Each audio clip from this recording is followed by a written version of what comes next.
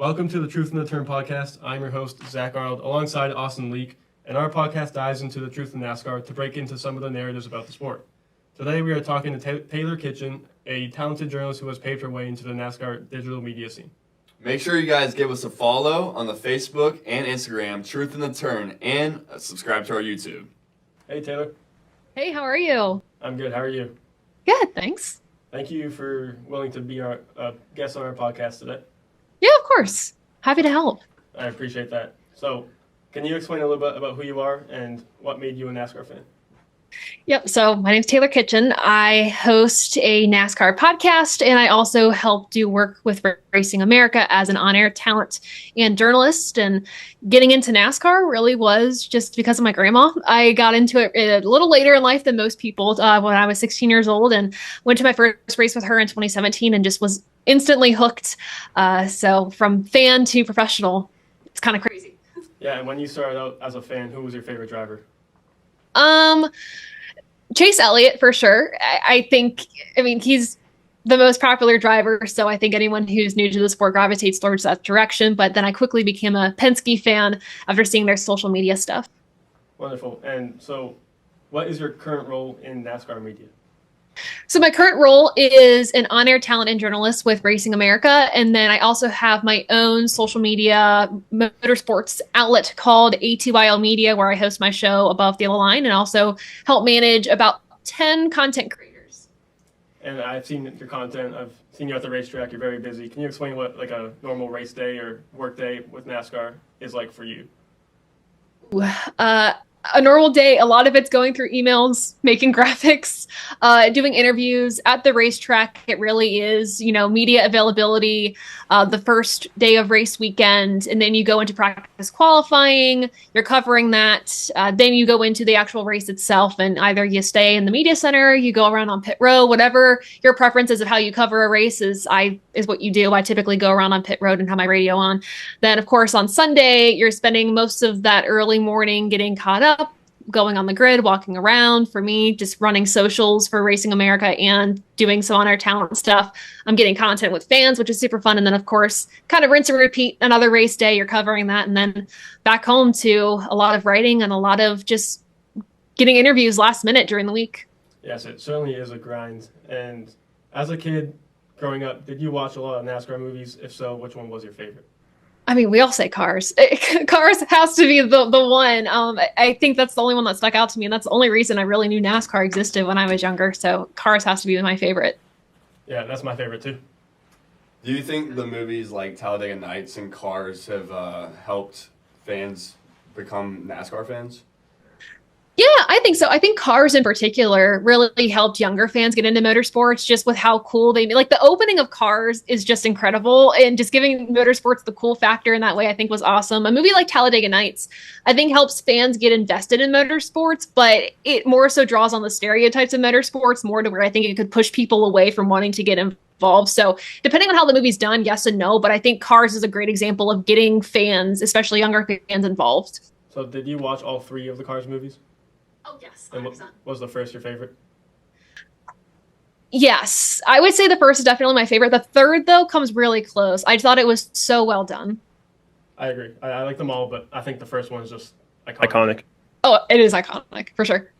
With the Netflix show, NASCAR Full Speed, that went on last year, what did you think of it? Do you think it portrayed NASCAR in a good way or a bad way? I think they portray NASCAR in a great way. I think when I compare it to Drive to Survive, Formula One, they over-dramatized. I'm going to say that, sure. Formula One, and you kind of have to do that to draw in an audience, but it almost made the sport seem less authentic. And of course, when it marketed the sport in that way, it got in an influx of an audience, and now they're dealing with that, which is not a bad thing. But when you see NASCAR, I think they put more strategy behind how they wanted to present the sport. And I think they did it in a way that did not, I guess, over dramatize NASCAR. It's like, here's what it is, here are the personalities, and here's exactly what you're going to get. But it just took you behind the scenes more. It wasn't trying to hype up the sport per se, but it was I felt like it was a more accurate portrayal of what NASCAR is to a wider audience that doesn't really get it. So I thought it was great. I thought it definitely helped grow the sport and brought new eyes. When you were at the track last year or 2 years ago when they were filming this, Were you able to kind of see the filming behind the scenes? Or any part of that? Yeah, it was crazy to see it behind the scenes, and like obviously, as they're filming different things now with NASCAR productions and whatever, you're like, okay, I can't be in that shot. I have to stay out of the way. So you have to kind of navigate differently around the track when they were filming there. But it was so cool to see all these camera crews just like huddled around a driver, and you're like, oh, that's gonna go on Netflix right there. Or when you're in a media scrum, seeing the Netflix crew set up like right by the stage, you're like, okay, like they're filming this. So it was cool to be a fly on the wall and kind of see the attention to detail of what Netflix was trying to get. And they honestly were trying to film everything. But what was really cool about it was each weekend seeing which drivers they picked to stick along with. And you could think back to the year prior and be like, okay, that's why they're sticking with this driver. Obviously, some drivers didn't want to be part of this, and I totally get that. That's totally fine. But it was really neat to see kind of the process unfold of how they film things when they film things. And luckily, and at least in my opinion, I don't think it impacted the media coverage that me as an independent journalist got. So I thought that was also a bonus for us too. They had an excellent show, and it didn't impact the whole, which I think as somebody who's making a documentary or like what Netflix is, that's kind of the point of how you film those things. So I thought they did a great job, and it was cool to watch it. And one more question. You've covered the sport when Frankie Muniz has been a driver. How interesting is his story, and can you just talk a little bit about that? Yeah, so I actually got to catch up with him at Rockingham for testing earlier this year, and he was promoting like one of his new movies, which I had no clue was coming out, so I thought that was pretty cool. But seeing his journey from loving motorsports and even like racing when he was a bit younger to like, acting and then coming back into it now, like that he has the time and the want and he's healthy to do it. I think it's so cool. I think it goes to show how, I don't want to say diverse motorsports is per se, because I don't necessarily think this pertains to that, but it goes to show how much it's loved by so many people from so many different walks of life. And how that love never dies. I think Frankie, he had it when he was younger. He's back and he's like, I want to race again. And the way that he's been able to pick it up has been awesome. It's been interesting to see, even though he's a recognizable name, he's an actor, stuff like that. The sponsorship hasn't seemed to follow, which has been something that I'm really keen on, which I think is just like super crazy. But to see him trying to learn the ropes again against people that have done this consecutively in almost their entire lives, maybe since they were like 5 or 6, has been really interesting to see. But it is so fun to see him interact with the fans, do some like social media promos, and seeing some of the interesting perspectives that he's brought into the sport. Yeah, thank you. I never really thought about the sponsorship side, so that's a great point. Yeah. And so thank you for joining us today. I really appreciate it. Yeah, thanks so much for having me. I appreciate it. Thank you. Thank you. Have a good day. And I think Bubba Wallace, they all have their own Cars character, just with a different rip-off name. I can't name them all off the top of my head. But I also thought it was cool that as they made multiple, like a sequel and the third movie to Cars, that they kept that trend going along throughout the whole series.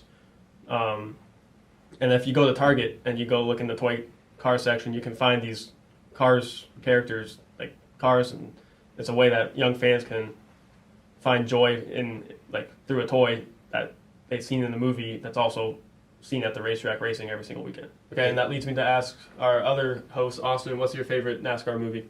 I mean, I think it has to be Cars. I think it portrayed NASCAR in the best sense. I think it was great for a lot of younger people to get into NASCAR because of the overall excitement of watching the cars go around. Also, all of like the personalities and other drivers that were actors in the movie. Talladega Nights is great, but I don't think it portrays, NASCAR in the greatest sense, like Taylor mentioned earlier. And so, I think Cars overall is the greatest NASCAR movie, and I don't think it'll ever be beaten. Yeah, I agree. And you mentioned that Cars was a good way to connect with young kids and young race fans. That's exactly how I got into NASCAR. I watched the movie Cars one day. I was probably 3 years old, and ever since then, I was a NASCAR fan. I remember big Lightning McQueen fan. How can you not root for Lightning McQueen as a kid in that game, or in that movie? I remember I had the Wii, it was a Wii game, and it was I don't know the title of it, but you were able to drive around Radiator Springs where Lightning McQueen, Sally, Tow Mater, all of them kind of lived at. It was their town, and complete different races, complete different quests. I remember always coming home from school and playing that game. It was so fun. But you also mentioned Talladega Nights, and that has a totally different look to it than Cars. But based off Talladega Nights, what do you think was the biggest takeaway as a fan when you watched that movie for the first time? I mean, it's funny, right? You know, it gets the humor aspect of it. It shows like, you know, like the spotters and the crew chiefs. You know, when Ricky Bobby was on fire, like it was quite funny, but it also was a little bit unrealistic. And so that's the difference. I feel like Cars was a lot more realistic in the sense, even though it was a cartoon, Talladega Nights was more of like a comedy. So I think that's what was different about it. Building off of what you just said, I feel like Talladega Nights, it's like the adult version of portraying it to adults. Like, it's all exaggeration. It doesn't portray the sport realistically, as you said, while Cars is portraying the children, and it kind of simplifies it. It makes it more, like, kiddish, but, like, that lens still, like, portrays the sport as it is, where Talladega Nights is just an exaggeration. It's, like, making spoofs out of all, like, the NASCAR surroundings. So, like, do you feel the same way, Zach? Yeah, I think Talladega Nights is obviously more of an adult movie. I remember I watched it as a kid for the first time, not knowing half the stuff or half the jokes that were in that movie. But as I've watched it, as I've grown up, I've definitely picked up on some of them. I think, yeah, it's strictly a comedy. It's there for laughs. It's there for fun. But also, it is kind of realistic in a sense because they go to Talladega. It's a real racetrack where NASCAR still races at today. There's other drivers in that movie as well. You can see kind of in-car, like Will Ferrell racing from the inside of the car, which is what we get today when we watch a real NASCAR race. So they did make it more of a comedy, or it is a comedy, but they still tried to bring some of the realism from NASCAR in the real world to that movie, I guess, to make it overall just a strong movie, because you can't just you can't have it be a NASCAR movie and go race on like a street or something. It has to be at a racetrack. So they still put in the effort for that, but Talladega Nights, great movie. If you haven't seen it, I definitely recommend watching it. It will make you laugh. Thank you guys for tuning in. That's all we have for you guys today. Make sure you follow our pages at Truth in the Turn on both YouTube, Instagram, and Facebook. And ka-chow.